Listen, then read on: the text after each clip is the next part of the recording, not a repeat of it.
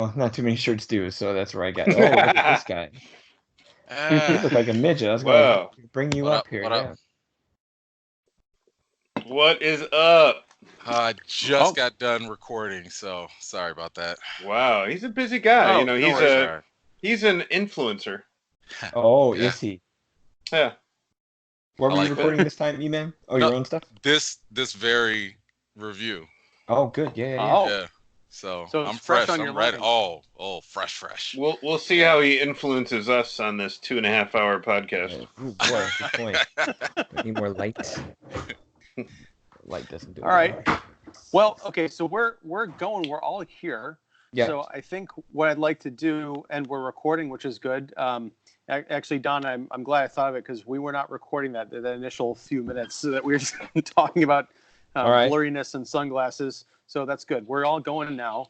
So I'd like to welcome all of you to the Royale treatment of Once Upon a Time in Hollywood. Is that with and or I'm without joined. cheese? Oh.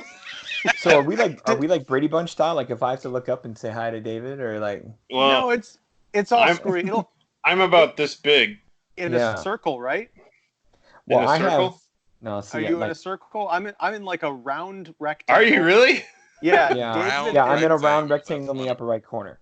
Yeah, David and E-Man, you're in little circles, and Don, you're in my full screen. So I don't know why you're so damn important. I think we call that kind of rectangle a beveled rectangle. I'm gonna tap into my philosophy degree and say that life is like a circle. And, Oh, no, I'm just boy. kidding. No. Hakuna Matata. Hakuna Matata. I'm gonna hold you up on Matata. top of a mountain, E-Man. Wow. Don't drop me. I want to see that. I want to see a photorealistic version of E-Man instead of the cartoon one talking to us. Let's have that podcast again. No. Let's talk about Lion King. Yeah. Well, we are here to talk about the 9th film from Quentin Tarantino. And joining me tonight, because I'm not going to blow the intro again like I did on Midsummer, I am going to introduce, well, since Don, you're the biggest, at least in terms of screen size on this view, Don Shanahan from Every Movie Has a Lesson. Hello, thanks for having me in. Always good to be here. Yeah, it's always great to have you. And especially this is your YouTube introduction, at least on this channel. Oh, yeah. Yeah, so welcome. It's all downhill from here. Right. Speaking of which, we have David Fowlie of Keeping It Real. Hey there, folks. It's good to be seen. And last but certainly not least, fresh off his recording his own video opinion of Once Upon a Time in Hollywood, is Emmanuel Noisette of EMan's Movie Reviews, the YouTube channel, the everything EMan. Thank you for having me. I can't tell if he's frozen. He's like frozen. All I hear is his voice. I think he's playing Xbox against 12-year-olds in Korea. Oh man, I wish. I wish.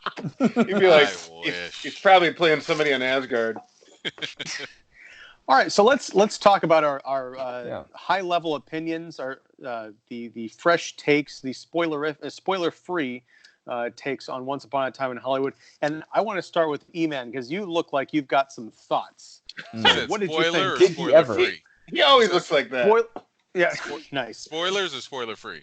Spoiler free. We're gonna tiptoe into Okay. this, baby. And when I say tiptoe, that is not a reference to Tarantino's foot fetish. Yeah. Oh. Gosh, well, I did Those include are- that in there too. Those are some dirty feet.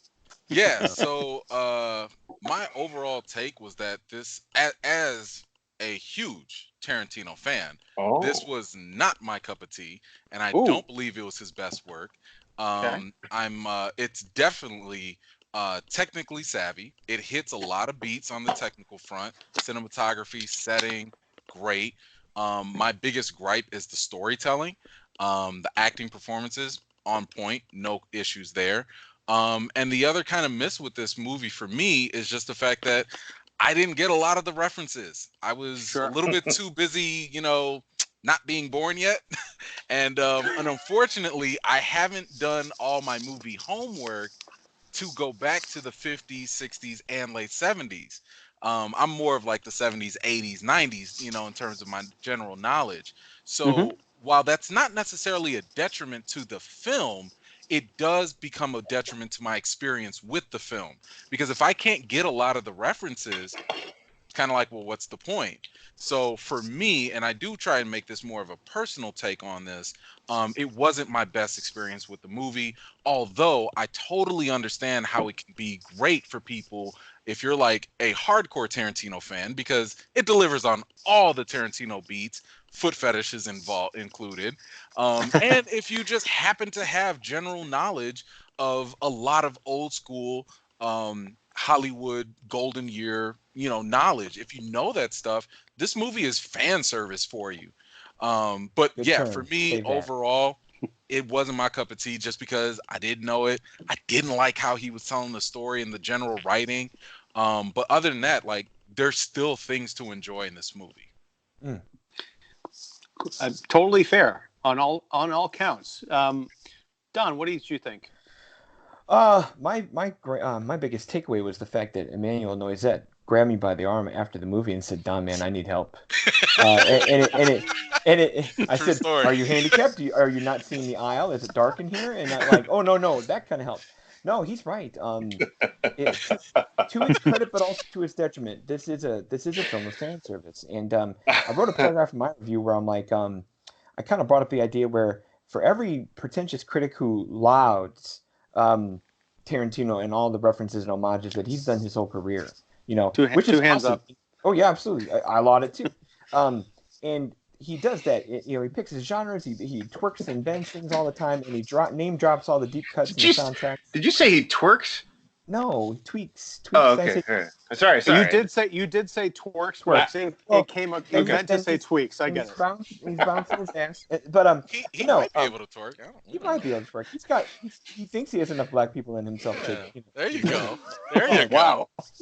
But I did say a paragraph in my review where for every pretentious critic who gives Marvel movies a lot of shit for being fan service and nostalgia, and Star Wars movies that were all these callbacks that we do that we have called fan service in the film Twitter world, this is Quentin Tarantino's complete MO, is to be an homage of fan service. So I can't knock the guy nor any more or less than I can knock a Marvel or a Star Wars movie. So to that end, E-Man's right a little bit. You have to be in that culture. You have to be in that joke. And for Tarantino, the hard part for me was it felt like 25% or more of this movie was just kind of floating around, driving and hanging out in this world where this is a scoreless movie. No Ennio Morricone, no ripped off score of some other place. This is all, I bet, what is it, about 80% diegetic music and like ads and television and radio in the background, where we just kind of live in that world in a lot of transitions and establishing shots and extensions of scenes, where this is a meandering movie. It is technically brilliant. It is really sharp. He's, of course, the smartest guy in the room when it comes to putting those references together and having fun with it, but because it meanders and it takes 2 hours and 45 minutes to live in this world, it's a hard movie to wrap my arms around fully. I think it's a good film. I don't think it's a great film. I definitely am not calling this a masterpiece like other people have. It is not, because it's so interesting and so intricate and so kind of fun and pulpy. I take it as better than some of the longer slogs that he's made. Like, I'm not a Hateful Eight guy. I think that movie drags on its ass for 3 hours. So it's better than that. A little sharper than that. A little more mature than that, because we have this kind of aging Hollywood story. It's almost a sad movie to a certain degree, and that's not something we normally see from Tarantino. So I appreciate it. It's a great acting showcase. Middle Tarantino for me, not a dumpster fire in a way, but just it's a meandering film that I wish could be trimmed 45 minutes. I think we'll talk about where some of those trims can go later, but a fun experience, a one-timer for me. I'm not going to respin this like I spin other things. Okay. Yeah. That, again, all solid critiques. I haven't heard anything I can outright disagree. It's like, you're wrong. Okay. But Is that why? Boring. Is that why we're here? Oh, Yes. You can tell us whether we're right or wrong. hey, yes. No. Oh. David Fowlie, you're up. All right. My thoughts are brought to you by Ginger Beer. Hey. Beer by and for redheads. After Sorry. smoking a smooth red apple. Ah, that's right. Low burn. I don't I don't have the pompadour, but Right. Goes down easy. so I love this movie. I had an immense pleasure just hanging out with these characters in a bygone era that I wish I would have lived in. And I'm just, the more I think about it, the more I'm impressed by this movie. People are going to say there's no story here. You can still have a movie without a story. It's okay, folks. It's been done before. And I just, I'm not a big fan of film Twitter. I'm not a big fan of the term fan service. You're not a fan of fan service? I'm not a big fan of fan service. I'm a fan of fandom. There we go. But I think with this, it just feels more like a love letter to like, again, a bygone era. He was about 5 or 6 during this time, Tarantino. And it just seems, I feel like it seems to be his most personal film. I mean, he grew up in this era. He was a kid hanging out with his stepfather, his mother, riding around in the car, taking in all these, LA scenes. It just feels very personal. And then he's taking a look at Hollywood at the time. And I'm not going to break down the whole movie, but I'm sharing what I appreciate about the movie. I love these characters. I feel like he took a good time. I think he sat on the screenplay or toyed with it for like 5 years. I think he took a good time with these characters, and he thought about what they represented in that time, in their careers. I'm talking about the 3 main characters. And Tarantino's known for his witty, snappy dialogue, and it's here. But what I really appreciated is the care that he took with realizing these characters and where they're at in life. It could probably be, I don't know, transported to any career, but just the fact that it's Hollywood and acting, and it's something that, a lot of us are kind of, we're either curious about, or we're enamored by, or we're, or we just don't want to have anything we don't care about. I'm kind of in between curious and enamored with that whole, I'm a fan of Coen Brothers' Hail Caesar just because of the behind the scenes stuff going on there. I like all that stuff. When I drove around LA last year, there's something about just driving around in your car and taking in all these scenes, these winding roads, these busy roads with these huge billboards and people just walking up and down. I mean, I get it. I know why there's all these shots of cars and signs and everything. It's like there's something to recognize and celebrate here, and to be immersed in. I feel like viewers, if they're open to it, there's a potential here for viewers to really be immersed here in that world, and I appreciate that. I personally, I think it's the last film I really enjoyed by Tarantino was probably Inglourious Basterds, but I probably think that this is his best since Jackie Brown. There we go. I have a feeling. Well, I like him as a writer and director. I feel that there's times where he gets in the way of his own movies, and I think the last 2 movies, the westerns, I think he got in the way of his own movies. And I could go on about how and why, but we're talking about Hollywood now. But man, I do look forward to seeing this movie again. I'd like to go back to that time, and I sure there's some parts maybe you could trim, but I just had a blast with the actors, the cast. There's so many sequences that I'll remember for such a long time, not just because of the way they play out and maybe the humor that they provide, but there's some poignant scenes here. Yeah. But that's my high level. What do you got, Take. Ian? I want to. Well, I want to put a pin in this poignant scenes remark, because I agree with you. There are some poignant scenes, but I want to get EMan and Don's take on whether or not those are supposed to be poignant scenes. If we're thinking of some of the same scenes, because I had a different experience than the crowd I watched it with, which we'll get into in a bit. But my high level take is, I was really on board with this movie in the beginning and up through probably the first hour and a half. And then I kind of started wondering where it was going, and I got this feeling of dread because this movie is ostensibly about Leo DiCaprio as an aging, Western TV star who starts taking these parts as the heavy in a bunch of like TV cop shows because that's all he can get. And it's, as Al Pacino, the sort of agent character, informs him, that's the sort of the studio's way of bringing up the new talent is by having the old talent become more and more unlikable and seen as a villain, and just replacing decreasing their marketability, which I thought was fascinating. And Brad Pitt plays Cliff, Rick Dalton's stunt double. And they're they're meandering around Hollywood. Both of their careers are kind of on the wane, and they end up living next to Roman Polanski and Sharon Tate, who Sharon Tate was part of the Manson family murder. She was one of the victims, along with their unborn child. And the movie, everything kind of comes to a head in this story, or a version of this story.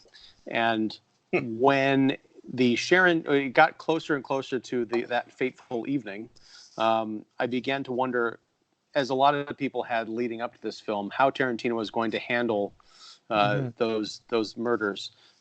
Because just thinking about it, Sharon Tate was very pregnant at the time. It's a grisly crime. Charles Manson and his cadre have been infamous for 50 years for these killings. And how do you turn that into a bit of entertainment?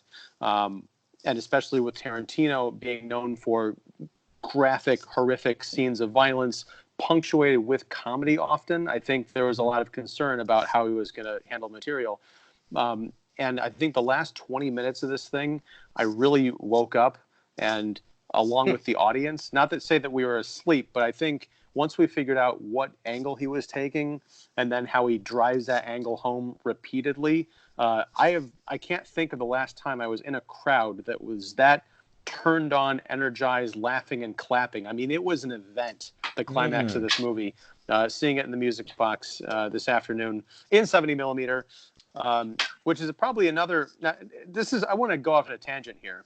Go for it. Because my relationship with 70 millimeter has been like a roller coaster, because I've gone from not getting it to getting it, and I think I'm back down to not getting it again, because there are times watching this movie I'm like, yeah, it's big, and there was that there was a presentation at the Music Box, which is one of only 5 theaters in North America and Canada showing this film in 70 millimeter, so it's sort of an event. It's special. It's an event for sure. But they played a little film about like what is 70 millimeter and why is it so precious, and it gives you rich deep colors and so much more detail and information. I'm like, watching this movie, I didn't find that at all. I felt it was kind of murky, and especially the text and stuff was very fuzzy. I'm like, I feel like I could have seen this in in a Cineplex, on digital, and I don't think I would have lost much of an experience. I probably would have gained something in terms of sound, because as much as I love the Music Box, their sound has always been shit. It's very tinny, very echoey, terrible. and I need to see this movie again just so I can hear the Tarantino dialogue. Not to mention their seats. Oh, their seats are rough. Terrible. Yeah, David and I shared an aisle, I'm and it was so rough. glad you said that, because I thought it was just me. And I'm sitting here like, I don't understand some of the things that they're saying. I don't know if that's the way the movie was recorded or if that's just the theater. No, it's the sound. Okay. David, I don't know about you, but I find like where we sat, I have to sit up front in that place or I can't hear a thing. Yeah. Yeah, it's really weird. Not to mention, I kept staring at the people's heads. Their sound is very tinny. Yeah. Yeah, I mean, after about a half hour, my ears adjusted to it somewhat, and I was kind of able to hear it. But for many other reasons, I need to go see this movie again. But I won't go see it at the Music Box because I want to be able to understand everything that's going on. Yeah. I wonder what it looks like in 35 with the Logan. But it's not bad. Well, from what I had heard from someone who attended that preview screening, it was awful. Like they had turned the bulb down, so it was very, very gloomy, and there was some problems with the actual projection itself. So I don't know. People have explained this to me and told me I'm crazy for not appreciating like film versus digital. You're But not alone. that's the thing is like I've seen great digital projection, and I've also seen 70 millimeter films and 35 millimeter films, and only sometimes can I say, yeah, the film experience was richer and deeper and everything they say that it is. So I don't know if that's just a lack of taste on my part. I'm fully willing to take that bullet, but so yeah, I think it's cool to see a bunch of cineasts and film nerds all crammed together because it's a 70 millimeter experience. Yeah. You know, there's probably a lot of great rich crowd. conversations going on as opposed to just like the multiplex crowd is like, oh, what's new this weekend? But as far as the experience, But I don't know if I'm with you, David. I loved this movie. I don't know if it's certainly not Tarantino's best, but to see where his career has come in the 27 years since he's been around, he's really matured. He's thinking about a lot of different types of things, and he's making different kinds of movies now. And this is more of a Richard Linklater piece. This has the least amount of deaths in any Tarantino film before because he's not interested in talking about that. And N-words. And words. Yes.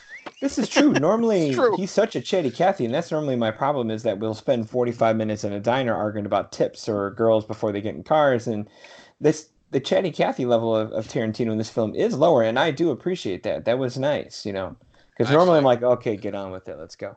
Well, actually, I mean, I thought it was kind of awkward to me that's a strength in a lot of his movies, or whether you want to call it a strength or not, but that's a feature of one of his movies. But that wasn't applicable to Sharon Tate, to Margot Robbie. Oh. And I was very surprised. I'm like, why wouldn't you give her more lines? Because earlier, at the previous festival, what was that, Cannes or whatever, Tarantino was catching some flack, from the journalists that were like, hey, how come she didn't get more lines? And he was just like, I reject that. And at first, I was totally defending Tarantino. And I'm like, look, if it's his movie and he thinks he's going to portray Sharon Tate in a much more authentic way, he has the right to do that, even if it takes less dialogue. However, I was going into this movie thinking that the Sharon Tate angle was like a very minor background type of thing, just to kind of coincide with the whole Manson murders or whatnot. And the primary chunk and load of this movie was going to be DiCaprio and Pitt. However, given the screen time, it did come off as though Sharon Tate was a co-equal, and this was a 3-story type of arc. Yeah. And if that was the case, I do think that her character suffered, because I understand, at least listening from Tarantino in his interviews, he wanted to show a different side of Sharon Tate from, I guess, however people would normally conceived of her. He wanted to show more of her, show a more positive side to her. And I'm sitting here like, yeah, I'm all for that.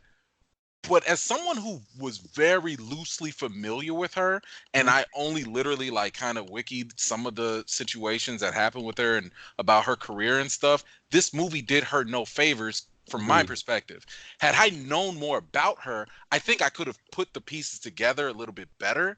But for someone that's like vaguely familiar with her and her story, this didn't help me get to know her. It didn't help me to get to relate to her character. She came off as probably of one of two things. One, either being a stark contrast to the Rick Dalton character, kind of like A Star is Born, one rises, one falls, etc. Or she was just there to be the pretty eye candy to also serve as the foot fetish for the director. So or both. Both.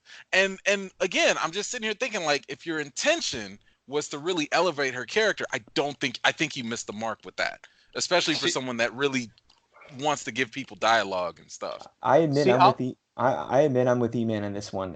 When I say shaving time and tightening things up, she's the person I cut completely. Ooh, I'm serious. Like no, don't get me wrong. Like if you have Rick and Clint intersect with her in small little places, obviously because they're neighbors, and that's how and you're going to lead up to the conclusion we get, which is very much to me all fairy tale. And Quentin Tarantino has been making fairy tales for 27 years.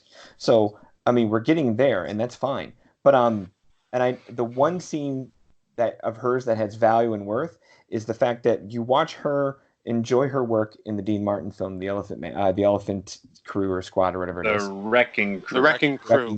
Elephant. I don't know where I'm going with that. But no, watching her admire her own work at the same time as you play that against Rick hating his own lines and really thinking he's a sad sack, no talent guy anymore. That's the one place where she's useful, and there's a little bit of character shading more than just eye candy there. But if that's it for that, if that was the one place she works for, I could have lost all that because the like you said, Ian, the dynamic core of Clint and Rick is really well done. Those are two very tip-top actors at the top of their game, having a great time, playing off each other really well. They're the ones that float through this world and this time period and all that, and you know we enjoy their living spaces and their references and the ways that they move and about. You know, Clint with the hitchhikers and all that. If Sharon Tate was just that neighbor who kind of kept popping in, I don't want to say like the neighbor in Game Night, but just something where they're there, they're going to show up at the end, it's going to matter, but not. That's the place I shaved 35 minutes. I'm not going to lie. I understand I that disagree. perspective. It's going to lose I effect. disagree. I don't think she I should know. have been shaved, but like I just wanted more lines. Something. I would have more watched meaningful. that. Give her more Sorry. or cut her out. Here's the thing. Yeah. Go ahead, Dave. I want jump in, please. I was totally fine with the lines that she had. I think that she's included for a different reason, for a different way. I'm not in Tarantino's head, but it's another way for us to, as viewers, to kind of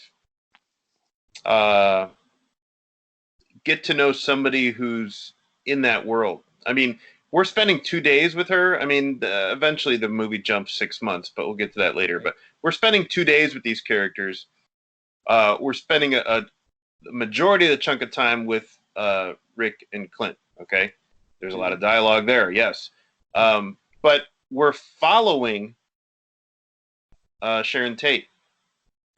We're not talking to her. We're not seeing her talk to a lot of people, but we're following her. Where is she going? She's going through stores. She's looking at clothes. She's folding clothes in her room, and you know she's. I think what Tarantino is trying to do is just trying to portray her as a person, like you or me, somebody who's like EMan said, maybe she's coming up, and there's some other actors who are trying to find their way in their career. She, if I remember correctly, I don't think that a lot of people saw her as a great actor, like mainly because she was one of those people who people just noticed her looks mainly. Sure. And so in this case, she's perfectly cast because you can't not look at Margot Robbie. But I think I really like the way Robbie portrays her as somebody who's really just taking everything in, and like when she's observing, when she's walking around, and she's even when she's crossing the street, it looks like she's just taking in all this atmosphere, just like we are. And I really feel like a lot of times she's kind of our gateway to this world. Yes, we're hanging out in the back seat with Clint driving around and stuff, but I really feel like there's this not necessarily naivety about her, but there's this just kind of innocence and openness and kind of like these maybe positive vibes for the future, and that's kind of interesting if you're a viewer who knows what you know about her fate, because we feel that eventually things are not going to go well for her. And that's why I think that he keeps on including her, that, hey, this was a person who was embracing her life, her career. She was happy. They make a joke that she has a certain type of guy, short, long hair, European or whatever. And I think we get to know a lot about her by the people who talk about her, by the people who look at her. And these are typically guys. And there are there's male gazing, and we get to know her through how other people see her, mainly men, and we get to know her by just being with her and following her. And yes, Don, the best scene that she has is that whole scene when she goes up to the booth at the wrecking ball. And I love that scene where she's like, you know, I'm in this movie, you know, and they're like, That's me. yeah, she gets the cashier gets the manager because she can't recognize. That's the thing that I think she was going through at the time is like, she's a knockout, she's beautiful, but people were just not recognizing her for what she was on the screen. And I think it's very interesting to follow somebody like that.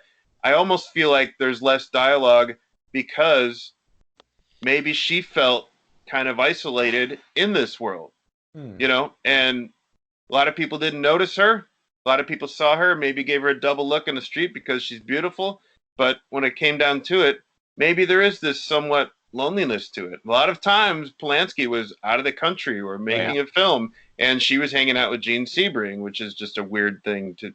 Anyway, you know, but she had all these friends, but was she truly appreciated as a person? Was she truly loved? Was she truly seen? And I think Tarantino is seeing her in this movie, and he wants us to see her. Sure.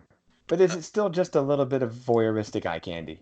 Well, the whole movie is that. No. Well, no, it is. No, but I coming from Tarantino, his reputation for women, and you're shortchanging a great talent like Margot Robbie with more to do, it comes across like that. No, I don't think she's shortchanged because this is a tough role. No. Yeah, let me jump in here because I don't think I think it is a tough role. I think it's because at first there's a whole lot to unpack here. Margot Robbie offers contrast in a Tarantino movie, which is not something we get because a lot of Tarantino's characters, as great as they are, most of them wind up man, woman, whatever, sounding like Quentin Tarantino. Yeah. Margot Robbie, is in a film with two very, talkative co-stars, even though they don't have any real screen time together. We get enough of that with Brad Pitt and Leo DiCaprio, but I think David really hit the point here. And I don't know much about Sharon Tate either, except I think she was in Playboy and she was in a few movies, and she was, basically she had the one movie she was in, The Wrecking Crew. She was the klutzy, ditzy sex pot chick or whatever. I think in terms of Tarantino rejecting that question at Cannes, I think he was very much right to, because it was a terrible question. It was essentially, why didn't you give Margot Robbie more to do in this movie? Are you trying to say that she wasn't worthy, or are you a sexist kind of a thing? Look at Tarantino's body of work and then seriously ask if he's a sexist. Right. I mean, all you have to do is look at The Bride. The Bride from Kill Bill Volumes 1 and 2 is one of the strongest female characters of this, this millennium, this young millennium. And Shoshana of Inglourious Basterds. He's got him.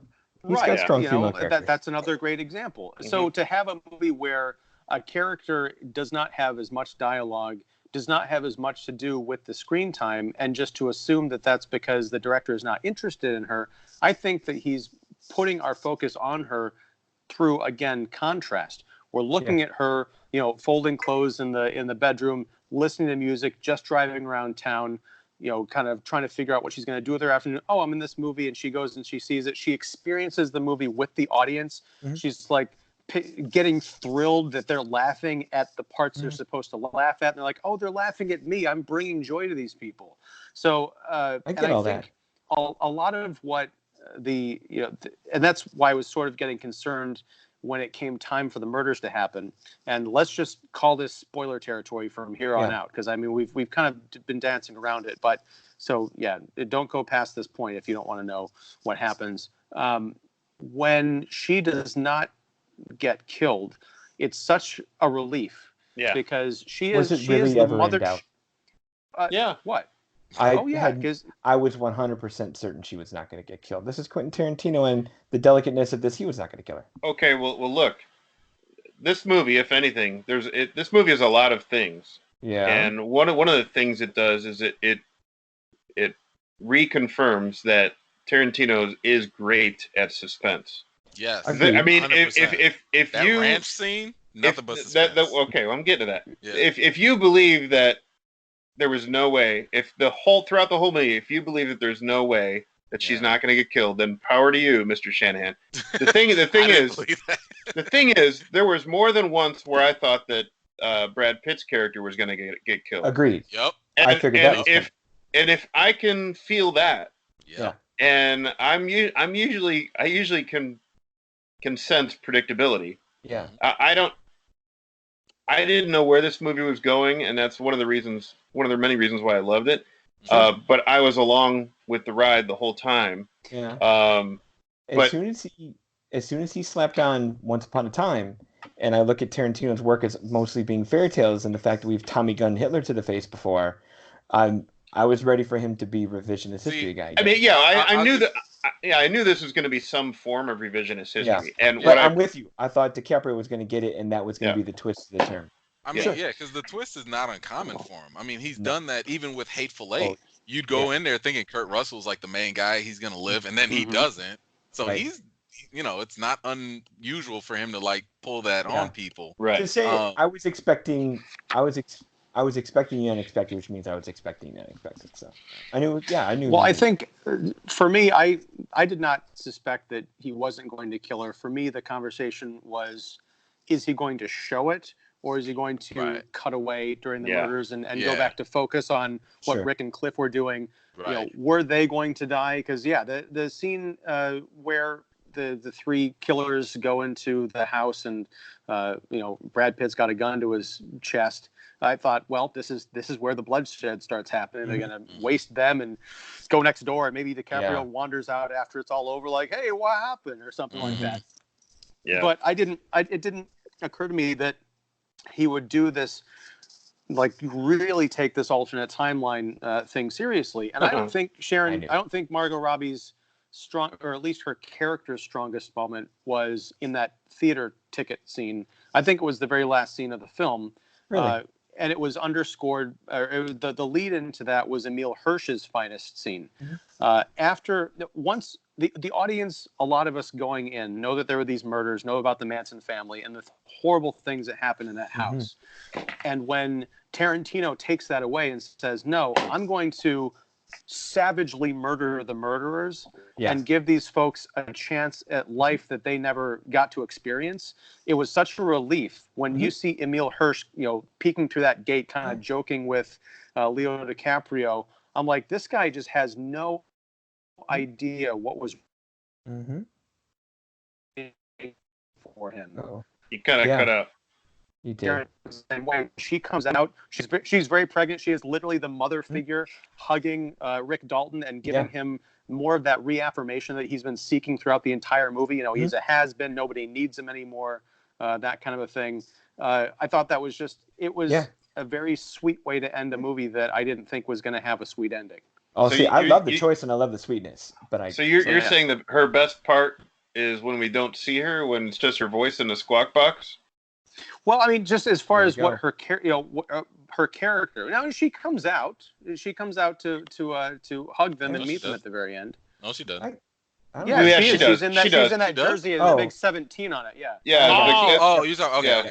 I got you. They buzz. She talks on the squawk box, and then they get buzzed in. And there's that weird, creepy horror movie moment where the gate's still open, and then there's playing that weird, sinister music. I'm like, oh no. And then Charlie's waiting in the van. And then the camera kind of cranes out and into the sky. So we do see a reverse shot of the. Yeah, it's like the driveway of Brad Pitt when he was up on the roof earlier. Which answers Rick's wish earlier in the movie of like, man, I'm one pool party away from him with Roman Polanski. So again, once we were there, I knew Fairy Tale was coming. So I did like choice. I love it though. I did like the idea that this movie also lets Roman Polanski off the hook because now that he's a responsible dad, he's not hanging out at parties with 12-year-old girls and having to flee the country. So I don't know if maybe. Wait, how old was Jeffrey Epstein in 1969? Sorry, I don't want to imply anything. It's a fun, weird, dark, and twisted movie that has a happy ending that lives up to like Don said, that phrase fairy tale, the once upon a time in Hollywood thing, and that's what I really respect about it. And I think that Margot Robbie, by offering that contrast, by giving us someone to follow around but not have to listen to a whole bunch of chatty, weird pop cultural dialogue, just to let us see what someone who came to Hollywood to be a star and got to be a star, how they appreciate that, and how, she does have kind of a sad life, because when we see her after that 6-month break and she's got this huge belly but no boyfriend or husband around, caring for her, she's just got her weird ex-boyfriend who's living with them and caring for her. That was more than enough for me. I think I really did like the Rick and Cliff relationship. They have a great rapport. I love DiCaprio and Pitt in this movie. Brad Pitt proves once again that he's wonderful at playing someone who's on drugs. Yes, he is. Yeah, I mean, this role was not that much of a stretch for him. No, asking Brad Pitt to be the charismatic cool guy in a movie, he can knock that out the park. He played it as a character with history. I mean, I think there's a way that you sleepwalk through this role, but I felt him working at this character to build someone who I'm going to be thinking about beyond just, there's that whole great, not even a mystery, but we get a half hour into the movie before we find out that he allegedly probably killed his wife. Oh man, and that was it's a great scene. brought up as a joke, but it's kind of left hanging there, like, did he or didn't he? One thing I liked about that was that his wife was played by Rebecca Gayheart, who was Noxzema girl, and also Mrs. former Luke Perry, who we got to see for a couple of minutes. Oh wow! This is former Brett Ratner too. Am I right? Ooh. Oh. I didn't think we'd be mentioning that guy in this. Well, choices, fairy tales, right? Yeah, I think I agree with Pitt is, sure, you could say Pitt's kind of playing himself, but man, I loved his character, and what I liked about it was that it was just like he was putting on a well-worn pair of jeans. Yeah. For this role, and there's so many great moments of Cliff that I would, finally like to point out, we could go to the Bruce Lee fight. We could go to feeding his dog. I mean, the last time feeding your dog on screen was this cool is when Elliot Gould was feeding his dog in Long Goodbye. I just... Well, you called Margot Robbie like our vessel as the audience, or our gatekeeper as the audience earlier. For me, watching this movie, it's the underling, it's the B team, it's Brad Pitt. I like hanging out in that car more than I like walking around with Margot Robbie. Right, and when I said poignant moments, I think a lot of them come from him. Yes, definitely some from DiCaprio, but a lot of them come from him in unexpected ways. Like, I really like the moments when he's trying to cheer up Rick. That he's the kind of guy who's like, man, I'll take things as it comes, and I'm cool with where I'm at in life. He's almost kind of got this Zen approach to every day. What did he say? Every day that I'm not in jail is, whatever, victory or whatever. But I like the fact that there's this loyalty that he has that's endearing to Rick. And maybe that comes from taking pride in the fact that, I'm this guy's stunt double, and this guy's got a career pretty much because of me. And I don't know if he's thinking that, but I'd like to think that he's thinking that. But it's just it's cool to see that relationship because they're so different. I mean, DiCaprio's Rick, he's kind of a mess, and he's insecure, he's kind of fragile. He doesn't want to come across that way, but he really unravels because it's a place that he can unravel when he's with Cliff. He shows his most vulnerability with Cliff, and I think that speaks to their friendship. It speaks to their closeness and their loyalty. And I really appreciated that, and I think that's Pitt. It has a lot to do with Pitt's portrayal of he's a guy that you feel he's portraying a guy that you feel like it's okay to be myself. It's okay to talk to this guy. It's okay for me to come at him with all these crazy emotions because he can handle it. You know, he could be thrown off of a cliff, and he could also watch me go berserk in my car. You know, and I just loved watching those guys. I liked watching them together, and I liked watching them, alone. And by alone, I mean like in your trailer feeding your dog.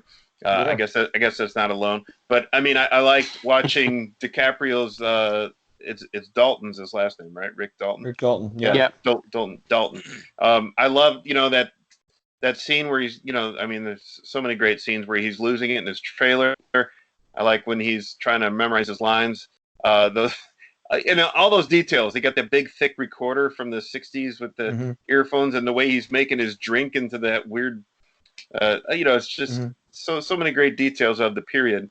But these are so many little things that pile up that make these characters so interesting and fun to follow. Yeah, and I think we're throwing around the phrase fan service earlier on.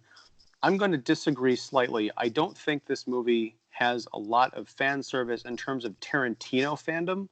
I think it's Tarantino paying homage to a lot of the things that he loves and sort of curating his childhood of the Hollywood mystique. There are a lot of references to what EMan was saying, and David, you shared, which I'll probably link to this on the podcast version of this show. There's a great piece in Variety about the top 10 films to see before to help understand Once Upon a Time in Hollywood.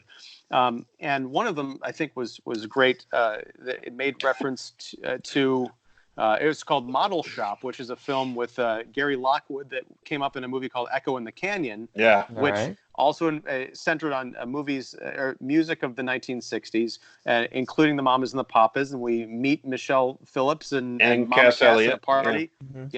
And it all kind of ties together. But I think if you are immersed in that time, you'll get a lot out of it.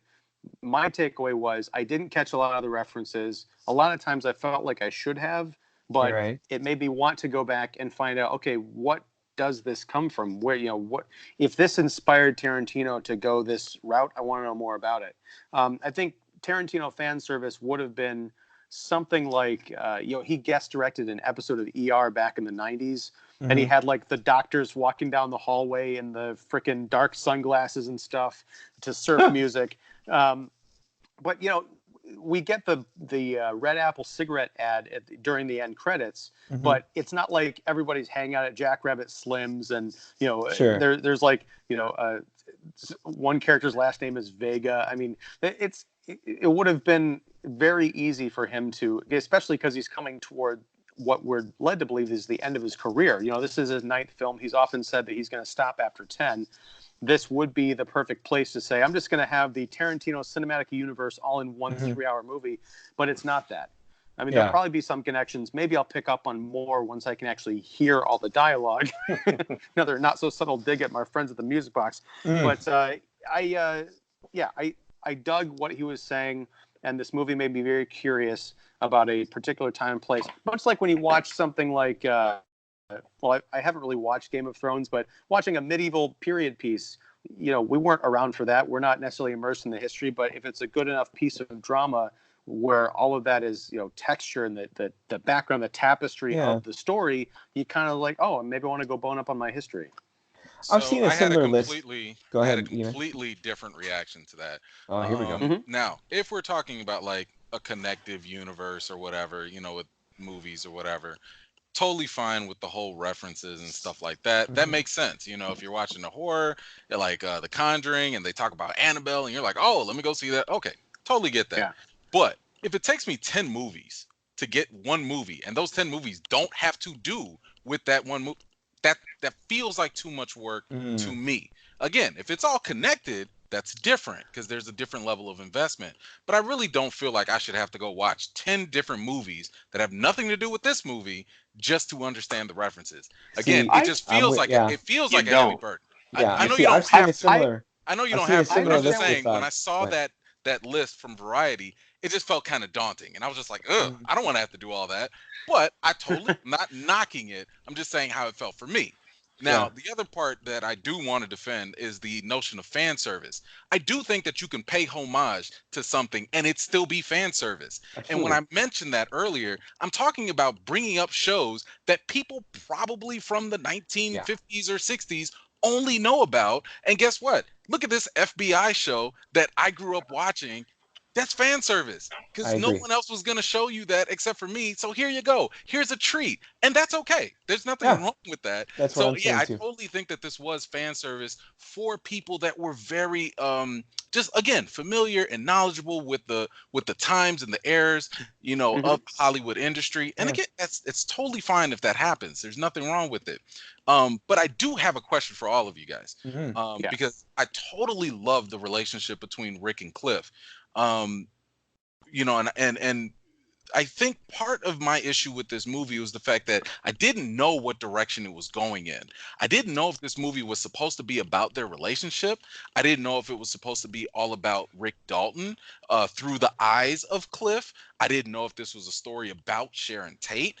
I didn't know if this was a movie about how the late 60s, early 70s golden age of Hollywood was supposed to operate. Because there were times where we would see kind of the aging actor and all that stuff happening through Rick Dalton's character. But I'm like, wait, is this just because Rick Dalton is going through bad luck? Or is this something that happens with all actors in his genre? I don't know that because this movie did not feel like it committed enough to one or a solid enough direction to flesh any one of those things out. Because just like in the beginning of the movie, where it did seem like this was about Rick and it was about Cliff, I'm like, yo, I like this dynamic. I like this friendship. Where's it going to go? Wait, time out. Let's go talk about Manson. Let's go talk about Hollywood and the industry. Okay, now we'll go back to their relationship. And the question that kind of, leads me to is, were these characters a little bit too one-dimensional? Because when we were introduced to Cliff, Cliff came out to be, I'm that guy, I'm that, the friend that's there, beginning and end, thick and thin. But then I was kind of wondering, I was like, wait, do you have are you tired of it? Are you actually okay with it? And I really do think that Cliff is literally the same character in the beginning as he is at the end. He stays true 100%. Same thing with Rick Dalton. He's a very emotional, insecure person. And he gets a win at the end, but I don't think anything happens with his character. It's not like he ever comes to terms with his fate. It's not like he, has some sort of epiphany or development. And same thing with Sharon Tate. I mean, she's literally the same person through and through. So I'm wondering. Well, I think in the case of sorry. Go ahead. In the case of Sharon Tate, the fact that she is around to potentially have a character arc at the end, I think is, that is progress. As far as Rick, I disagree. I think he's okay. Cliff, I can say, is probably the same guy at the end of the film as he is at the beginning, except for the fact that he's going to have to potentially change careers, or find someone else to do stunts with or something. But as far as Rick goes, we see his progression from the very beginning of the film. It's sort of flashback stuff to when he was actually on the series that was popular. We get glimpses of why his career may have started to flag, the alcoholism, certainly the ego, because they do mention, you might not have caught this because it was dialogue and that awful sound. But he had halted production on the TV series in the last season to go do movies, which turned out to be, that didn't work out well for him. So he kind of crawled back to the show. It died. And then he was, sort of poisoned and on downward trajectory to the point where he's now playing, second fiddle villain to all these up and comers, mostly played by like Timothy Oliphant was the biggest example we got. But, he learns how to kind of to open up in this film. There's some really great scenes between him and Julia Butters, who's the little girl who played, I think her name was Trudy, the young actress. I've been a fan of hers for years, which is weird to say because she's only like 10 years old, but she was on a sitcom called American Housewife, which is actually very funny, and she's very good on it. But there's a lot more to Rick, I think, than, meets the eye. And as far as not getting the fully fleshed out relationship, one thing to keep in mind is this movie takes place during the course of 3 days. Now, 2 of those days happen over a weekend, and then we flash forward 6 months to the one long day leading up to what would have been the Tate murders. So in a different film, yeah, you could have most of that dialogue be dedicated to David crashing around his studio in a drunken rage because his career as an actor is over. He just couldn't take it. He's off screen now. Enough was enough. We've lost him. You're right there? Oh, there he is. He's fine. Oh, wow. Yeah. Police lights. We're in trouble. Sorry. No, it's fine. I'm just glad you're all right. But no, I think you could have explained. You've done a lot of telling and not showing. With dialogue and hash absolutely every detail about the relationship out. But I like, and this is just a personal preference, I like that we get a lot of information about their relationship. Not all of it, but we get enough through these little vignettes, these scenes, and we do jump from character to group to character. We get a little bit of time in the compound at the Spawn movie ranch. Dakota Fanning, who we haven't talked about at all, she had the beautiful use of crazy eyes. Like, I honestly believe she was on acid or she always has crazy eyes. Talking to Brad Pitt. But yeah, it may just come down to a matter of preference, but I got all that I needed from these characters. I think have a lot of wealth and dimension to them in what we get in this movie. I didn't really care if these two, I'm talking mainly about Cliff and Rick, I didn't really care if they had an arc or if they've changed by the end of the movie, because Tarantino gave us enough time with these characters for us to really get to know them. And what I mean is, it's those poignant scenes of him, Dalton just struggling with who he is as an actor at this point in his career, what his choices are, what his options are, all his doubts and fears. That's getting to know somebody, and I think that was enough. That was enough for me. Another poignant scene I felt with Cliff was kind of towards the end of the Spawn Ranch there, in the bedroom with Bruce Dern. I thought that was, it's him putting his right head on. I thought that was unexpectedly kind of touching, because here's this, you could tell that Cliff had a soft spot for this guy who he used to work for, and you could tell right there that was some history. I think that role that Dern was playing was going to be played by Burt Reynolds, and it was going to be resembling the relationship that Reynolds had with Hal Needham, his longtime stuntman. So if that was the case, then you could tell that maybe Cliff Barton was kind of like a Hal Needham character. But as it is, Dern, I think, does a fine job. But I think there's just that it's really weird because, Tarantino kind of jerks us around in that scene, because when he goes down that hallway, I'm expecting to get blown away. Like the basement of the Zodiac movie. Right. And instead, he's sitting in this really ratty bedroom. Just looking at that scene, I started to get hot and sweaty, and I felt stinky. Smelly. Yeah, smelly, bad. And Your wife really appreciated that, I'm sure, sitting next to you. But it's almost like Cliff saw past all that and just kind of, in his own way, just kind of reached out to this old guy and said, "Man, again, I see you. Are you okay?" And I just there's some funny back and forth between those two, but most of all, what I left with was like, this is a surprisingly poignant and touching scene, My answer to E-Man's question is, you guys both hinted at. I think the scenes that give me the most for those two characters, not necessarily to have an arc, but to have enough depth, are the scenes away from each other. And I'm with you. I think Clint on the Spawn Ranch scene gives us a whole lot about what he is, the kind of guy who would pick up a hitchhiker, the kind of guy who would, dilly dally and kind of dip his toe in the idea of the hippie culture and kind of go, oh, let's see what y'all got out here, but at the same time be just a little suspicious into the old things and the sharp ears and nose that he has for different things, whether it's danger or otherwise. So that seems perfect for him, to give him a little bit more to do than just tag along with Leo. And then it's the Julia Butters scene for Leo, where when left with someone to talk to that's not Clint, what would Leo say, or what would Rick say?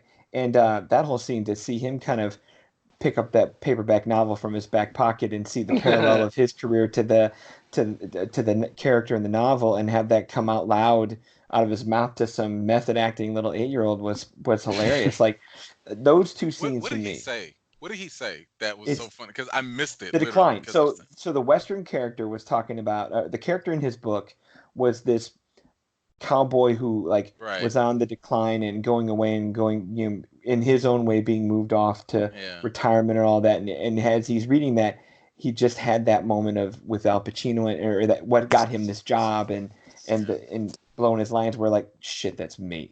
Oh, And okay. he had that I moment. was wondering. I knew he Well, said something funny, but I Yeah. missed it because of the freaking audio. Oh, I know. Well, I But think those two the scenes- I think the laugh line that I almost missed was, and he kind of mumbles it to her because he almost takes it back right after he says it, or he's like, oh, I was just kidding, but he says, that'll be you in about 12 years or something like that. Missed that too. But yeah, but this is what I'm talking about as far as a poignant moment, and there was a couple of them that the audience just thought was really funny, and I thought if it weren't, if the audience would not been, I don't know if it was nervous laughter or what, but I thought that was a really poignant moment where Rick is, he's kind of having this self-actualization, and he's, starting to cry. But then the audience saw, oh my God, DiCaprio's crying, this little 8-year-old girl. That's funny. I'm like, well, why like the is this compliment funny? she pays him, the same way at the Yeah. end of that great scene, and she's like, "That's the best acting I've ever seen." That And was he's really like, good. And it's Yeah. it's sweet, and that got laughs too. I'm That like, got big these laughs. people are heartless. Yeah. But Well, welcome to film Twitter. well, I think something that David pointed out is as far as the scene with the aged older George, I think, right, the owner of Spawn Ranch. Yeah. Right. Yeah, going back to this idea that we were talking about with Sharon Tate embodying the awe of Hollywood and the fantasy and being a part of that fantasy, this movie is all about presenting the glitz and the glamour and then showing us how the sausage is made. If you think about Spawn Ranch and Cliff talking about the good old days, like, yeah, we used to shoot movies here. And then off in the distance, you've got this kind of a touristy couple taking a horse tour of Spawn Ranch. They're like, oh, this is where they made all those cowboy movies. That woman was made Connie sense. Stevens. Was it? The Was actress it? was there was an actress playing Connie Stevens, because he's like, Oh, Connie okay, was Connie. giving the tour. Oh, how Yeah. about that? Wow. Well, no, she was on the tour. She was given the tour. So there was an actress playing Connie Stevens. But sorry to interrupt. Go ahead. No. you're good. But and then we also look at what happened with Rick Dalton, and he's on all these TV shows and these promos, and he's doing commercials and everything. Oh my God, he's such a heroic, manly man and this cowboy hero, and he's making movies, and he must have this great, fantastic life. But he's miserable and he's insecure and all this other stuff. So I think a lot of what this movie is trying to say, it's not saying through forward momentum with character. This isn't Pulp Fiction or Reservoir Dogs, where there's a driving MacGuffin, which I think is also something that separates it from a lot of what Tarantino has done. I agree with that. Yeah. I got a question from earlier, because David had Hit said, it.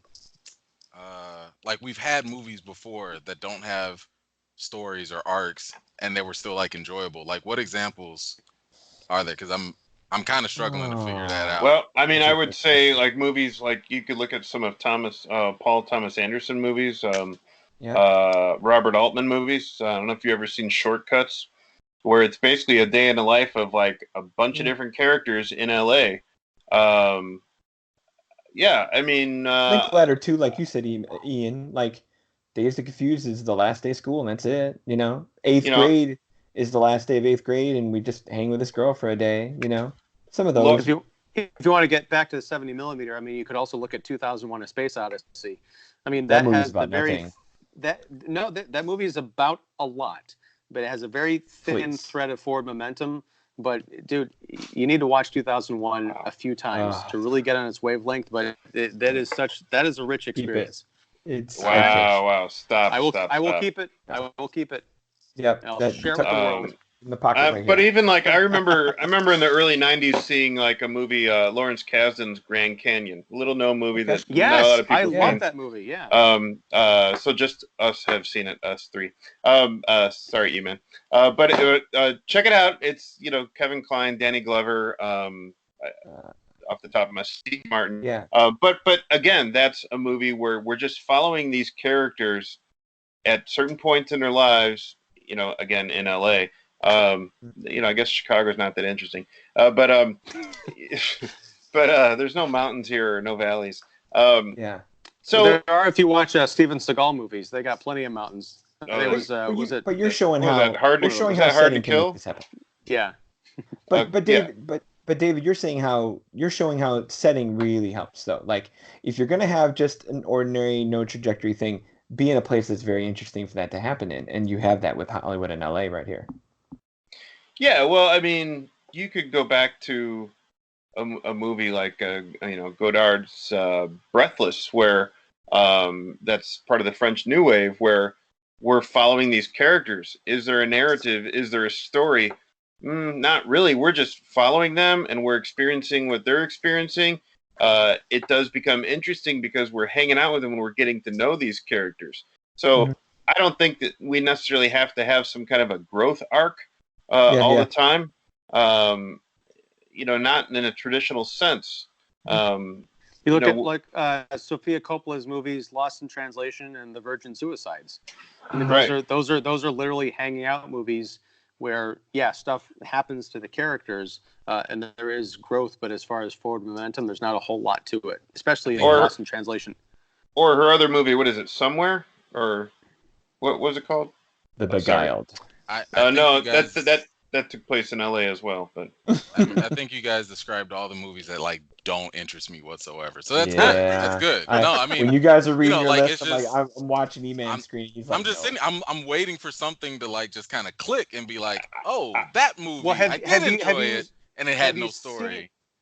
Have you seen these movies though that we're talking about? So some of like Lost in Translation, for example. That's one of those movies that I didn't go watch it when it came in theaters. Whenever it came on TNT or whatever, I'd watch the beginning or I'd watch the middle, I'd watch the end, and then you put everything together. But after a while, I was just like, I don't like this genre. Like, I don't like how this is constructed. Again, that's not a bad movie. I just don't gravitate to that. So I don't really care to hang out with people. I like to get to know characters. I think that's absolutely essential in film making. But I want to know, what are we doing here, and why is this intriguing to me besides just people watching? So that's I see. That's just my. I see you there because this is, like I said, this has its meanderings. It's a 2-hour 45-minute movie. It's which Tarantino does though. I mean, like Tarantino does that even with the movie you hate, Hateful Eight. I mean, there's not a thick story in it. It's there, but the primary driving force is the dialogue for one, and the different characters. You're trying to figure out who's who, what are their motives, and then at the very end, there's like a little payoff or whatever. Sure. I'm okay with that, especially because Tarantino kind of like conditions you into that with his storytelling and stuff. But this one just I don't know. And he kills you with coolness instead of kindness. Like that's Tarantino. Yeah. I mean, it's not mumblecore where it's really aimless. We're above that. Mm-hmm. Yeah. This has been a good conversation, guys. We're not done yet. Into it. Well, David has points. Well, we're at an hour and 8 minutes. So what more do you want to talk about, David? Hit it, David. We got to talk about Mike Ma. All right. Mike Ma. He was just thrown into the movie, dude. Just for that one cool little scene. Awesome. That scene was cool. I have no other idea what it added to the story, though. Okay, so just that's your Clint is for real. Maybe fill us in. So here's a guy who was in he was in some episodes of Empire. He played Triton in Inhumans. He was a big fan. He was growing up. He was a big fan of Jackie Chan and Bruce Lee. And basically, when he found out about a possible role of Bruce Lee in this movie, he basically, he auditioned and everything. He sent the tape. There was a point where he walked away from acting, and him and his wife have a dojo in Madison, Wisconsin. So, Wow. so he was hanging out. He basically moved out of the Hollywood area and went back to Wisconsin. And him and his wife have a successful dojo. He's got a great Instagram. Check it out. And so This sounds like a man crush. Well, no, I'm impressed. I'm impressed with his work. There's nothing wrong with being impressed with somebody's work and We how all they have man crushes. and Tyler how- Hoechlin over here. and how they get a role and how they stand out. He stood out. I don't think it.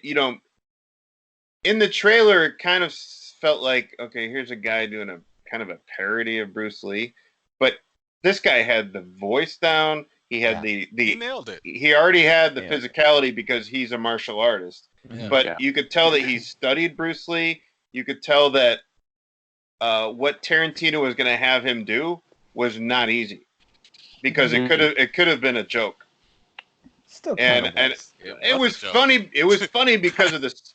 It was funny because of the situation, and it was Yes. funny because it was so absurd. There was no way that Brad Pitt's character would get. Right. No, there's no way. I Mhm. mean, Bruce Lee would have handed him his own.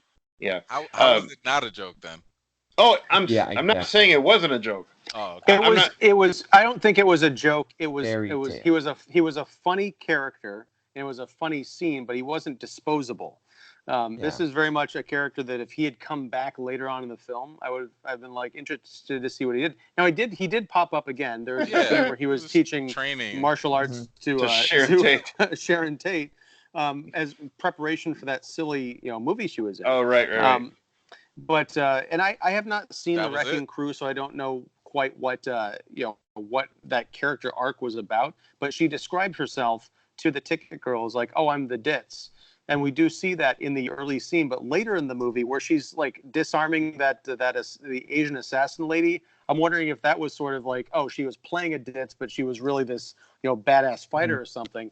Which again goes back to that being the choice of the film that she was watching in Once Upon a Time in Hollywood. I wonder if that speaks to, again, David, we were kind of talking about the expectation of she's this, beautiful, possible Playboy model, movie star, hanging out, the Playboy mansion. But there's a lot more to her than you might expect. She's actually got, feelings and thoughts of her own and interests. But yeah. Outside of the training. Oh, go ahead. Sorry. No, So he pops up again to train her at the end. I like that, but sorry. No, I was just gonna say, outside of that, I didn't really see the purpose of his character. It's flavor. I mean, it's a name drop. Not every character that is in a movie is central to the plot. I mean, it's part of the tapestry. And I think it's a very fun and entertaining scene. It also establishes what kind of a badass Cliff actually is, which I think comes into play later when he goes to Spawn Ranch, because we as the audience, we know what kind of danger he's walking into. He doesn't. All he sees is a bunch of like 20-year-old hippies who are just sitting around smoking dope, probably having sex. He has no idea that they can all pull out long knives on him and gut him like a fish before he got to George's bedroom. But knowing that he can handle himself, we at least feel that it's not just Brad Pitt, Mr. Movie Star going in for the slaughter. He's at least going to put up a fight if one is presented to him. I want to talk about my idea for a self-defense class in Wisconsin. We're all going to be cut in on it. That would be good. It's going to be called Thai Cheese.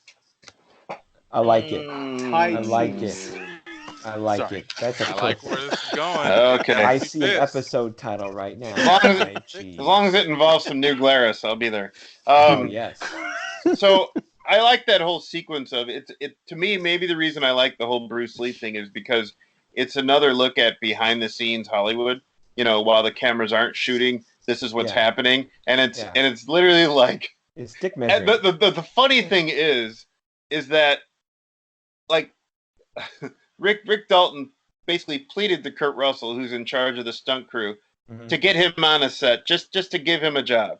Yeah. And the funny thing about it is he screws it up by getting in a dueling match with Bruce Lee of all people. Yeah. Right. And then comes Kurt Russell and Zoe Bell, who's playing his wife, saying, "What are you doing? get off this set. You know, Uh-huh. you know, this wife killer. That whole thing is just, it's great. Yeah. You know, because you That's see really good. an exasperated, henpecked Kurt Russell. That- It was just hilarious. That was also really good editing too, because it took me Yeah. a second to realize that this was all a flashback while Rick was, while Cliff was Right. fixing the antenna. I didn't then- catch that. Yeah. At the very end, he's just like, "Oh yeah, that's why." Okay. That's why. That's why. That's my I was like, "Yo, that's my really thing. good editing right there. That was a good And job." And I like it because, you know, at first you might think that, you know, Cliff is kind of maybe something of a dim bulb, you know. But it is funny that, like, he's having this, he's sitting there up there with his, what is it, Old Tennessee or Old Chattanooga beer? Chattanooga. You know, he puts it in his pocket. He's on the roof trying to fix his pal's TV antenna. And then, like you said, he's kind of daydreaming into this flashback of like, wait, why am I up here and not working? Oh yeah, that's why I'm not working. Because I screwed up. Well, It's just so funny. And that gets back to more of the detail, I think, when we're talking about, you know, Rick and Cliff's relationship and their career, and, you know, why did they end up the way that they were? Again, this movie shows instead of just tells. Yeah. Which I And the dog, appreciate. too. The dog Oh my counts God. as that other Dog angle. That Dog was awesome. great Yeah. dog. Great. I mean, you know. Man, you Dog. said it. You're the dog, man. Yeah, and you know, Dog. honestly, this Oh. is the year, or maybe the summer of, you know, Ian kind of alluded to it. If you watch this movie, Echo in the Canyon, maybe a little bit of Rocket Man, and probably, I haven't seen it yet, but a little bit of the new David Crosby documentary, you're going to get a lot of mid-'60s, late '60s LA and the whole vibe there. And it's just weird how this is kind of happening within a matter of months here this summer. It's also the year. You know, '69 was huge. I mean, Yeah. so many things happened that year. I mean, we had the moon landing this month. Vietnam. Oh yeah, I mean, I know. Shout out to a place I'm writing a piece for. We're doing on 25YL where I've been writing. We're doing like a summer of '69 thing where we're all taking different pieces of the pop culture of that year and talking about it. I'm writing about, because I'm the Chicagoan, I'm writing about Medium Cool. Oh wow, just, you know, just like a piece on like what that meant a year after '68 and how all that's going. Where just the reverberations of that year. It's amazing. That's cool. So I think that this movie is definitely getting. I think it's something for everybody, really. I mean, I don't know if you could wholly recommend it to, you know, Joe moviegoer, mainly because of the last 20 minutes. But for those who are looking for something that's kind of unpredictable and that is an immersive ride in a, you know, I'll say it again, you know, bygone era, that is that this is a part of Hollywood that Hollywood's not paying attention to anymore. It's true. You know, we're all paying attention to product and sequels and prequels and reboots and remakes and live version whatever. It's nice to be able to go back and say, hey, let's remember that this is kind of what it was like.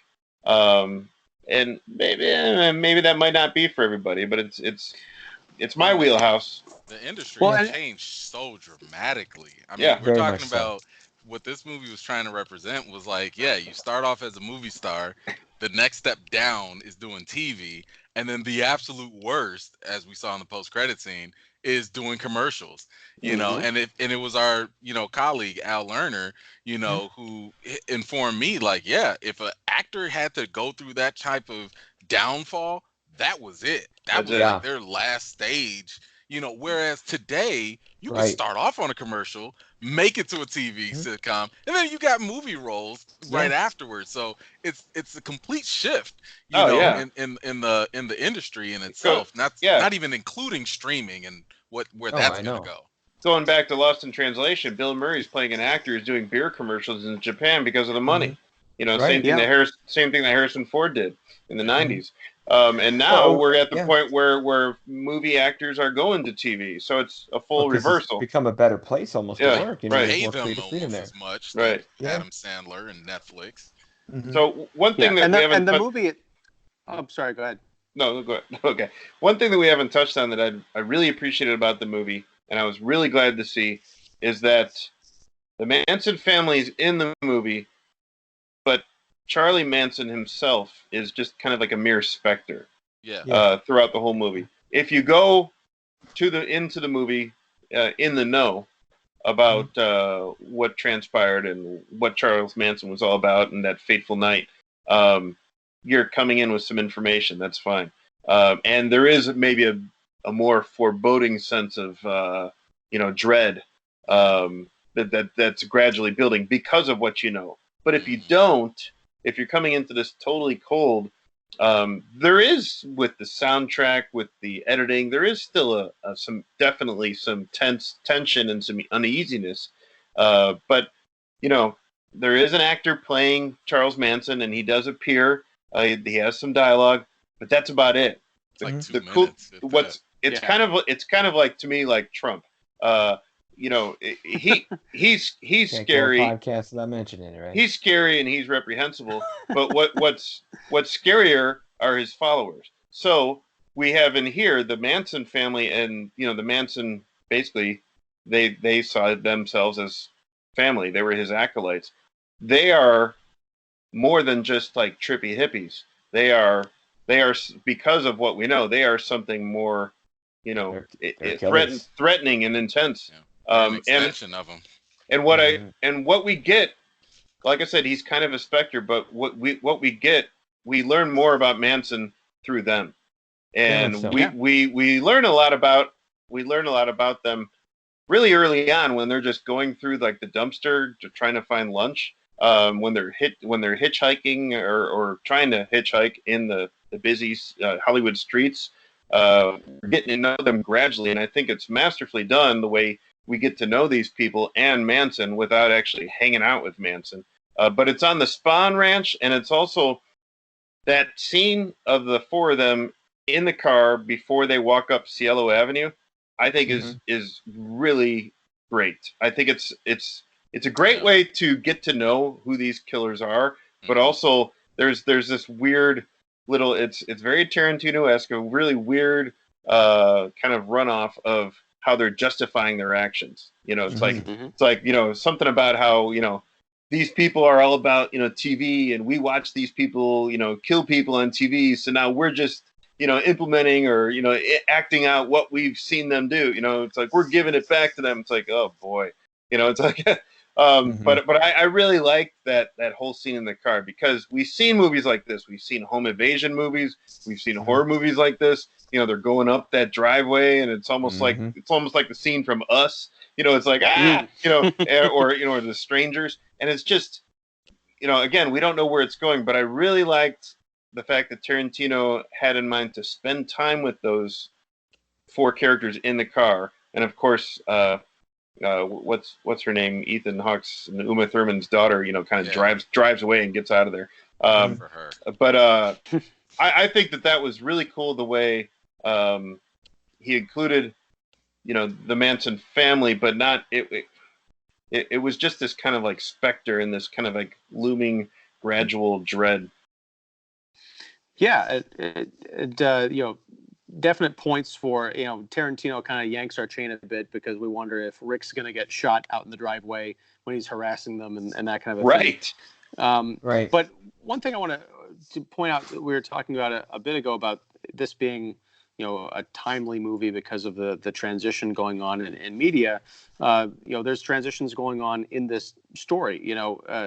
You look at the journey from the 50s to the 60s, and then coming up on the 70s. Right. Cowboy TV shows were the it thing, but then they were sort of seen as squares, and you still have like the FBI and cop shows, but that's not what the kids are necessarily into. It's sort of an oddball thing that was it Squeaky Fromm? Was that who Dakota Fanning was playing? Was going to be watching with the FBI show with George? Yeah. Right, but I like these movies, like a film, The Artist from like 8-9 years ago, which was about the transition from silent film to talkies, and which I think is very much on the same wavelength of Once Upon a Time in Hollywood. Is you got this actor who's struggling to figure out where he fits in when he's no longer top dog in a world he doesn't quite fully understand.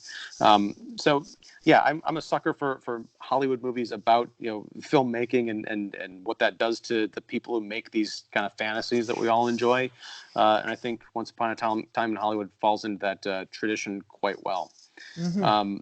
But I can understand how it's a divisive movie, and I think we've all done admirably in presenting our positives and our criticisms of the film. But before we go, is there anything left that we can talk about? Because we are almost at the halfway mark of the actual runtime of the movie. I'm slowing down then.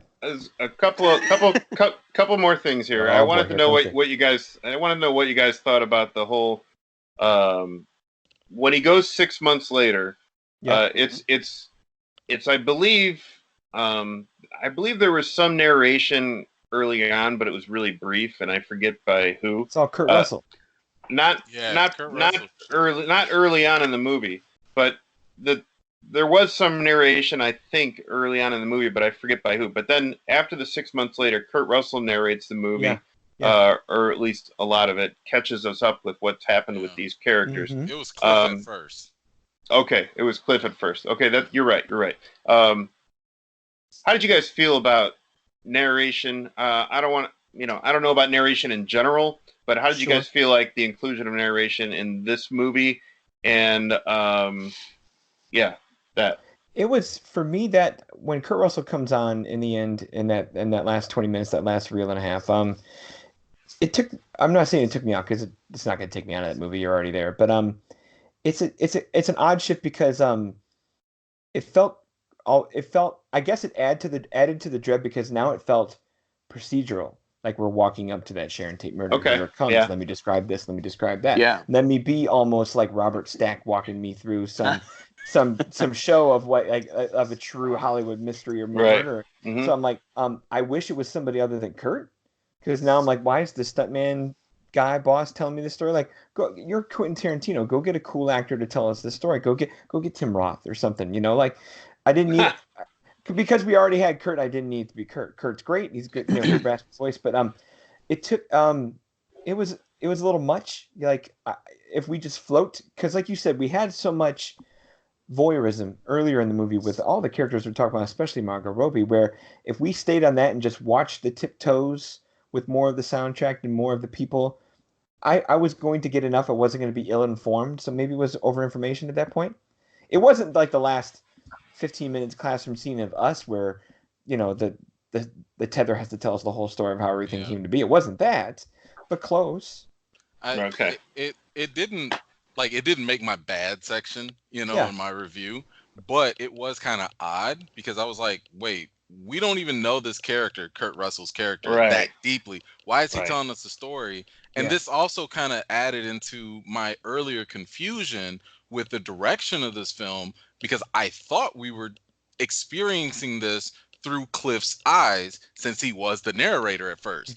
He's like, hey, that's my friend Rick, and Rick is this and that. So, like, when we do the shift, I'm sitting here thinking, like, wait, why is Kurt telling us the story now? Right. What's about to happen? I don't really know what this is. Like, what am I supposed to focus on now? So it didn't, like Don, it didn't take me out of the movie, but it did make me ask questions like, what are you doing? Because if that were the case, why didn't you just have Kurt be the entire narrator? I'm just saying, like, just pick one. That's all. Just pick one. Just have one be the whole narrator. I don't know why Cliff wasn't the narrator then, like in the 6 months later portion.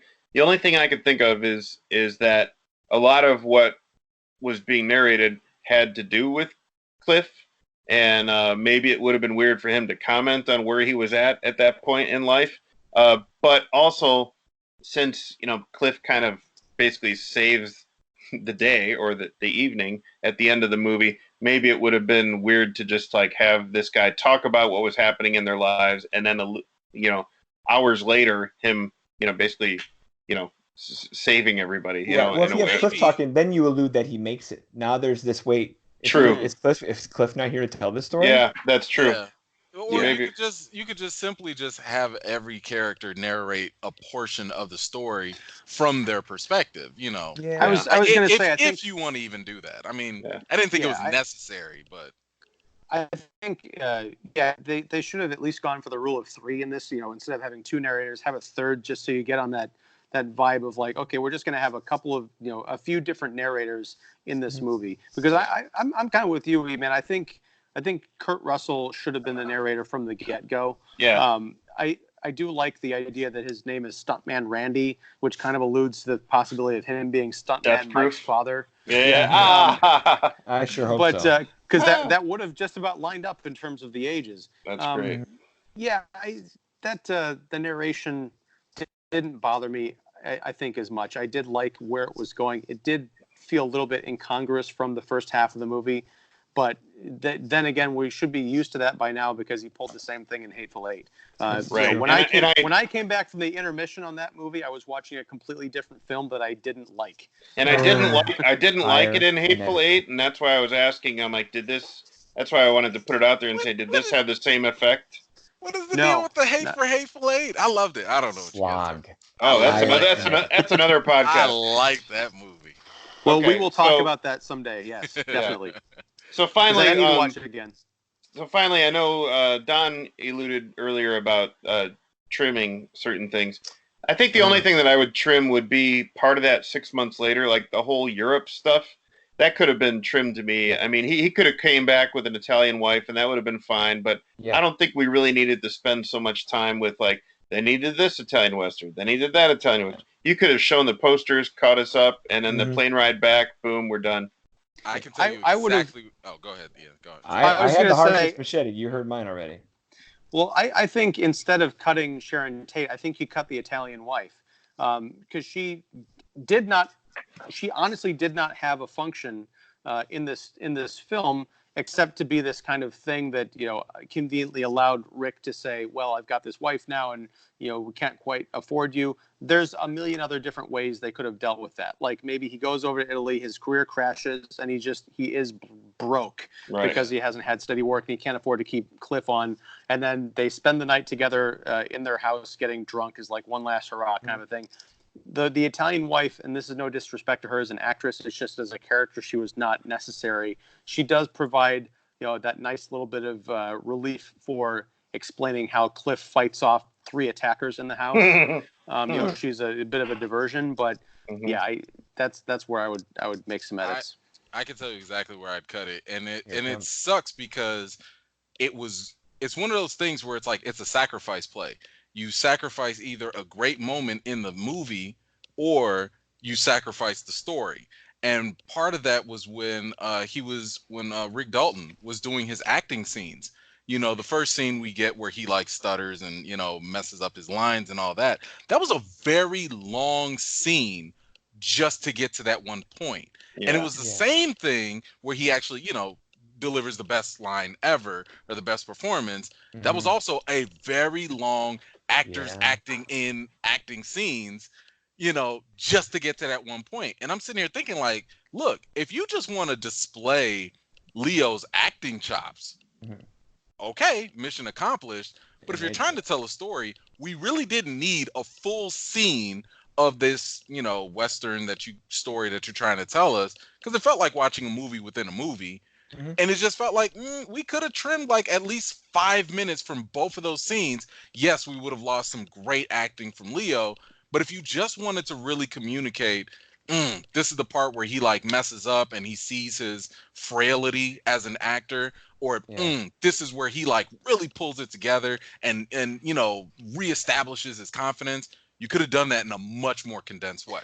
So it's a trade-off. It's a trade-off for me. I understand that, but I loved that scene, and I'm glad that that's in there because once we discover that he's going to screw up and flub the line, and we have to come back and reshoot it, you become more conscious of the actual filmmaking of that camera sweeping around, and eventually the director kind of being off on the side, because that was one of the kind of weird moments. Is a lot of these scenes that we get from these TV shows and movies, they feel like very modern takes on how those scenes would be filmed instead of feeling very period.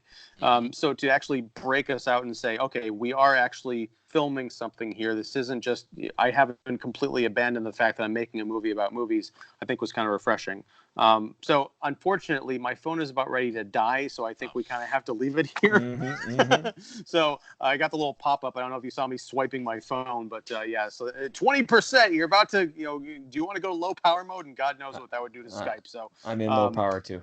Oh, you don't have to deal with that in 1969.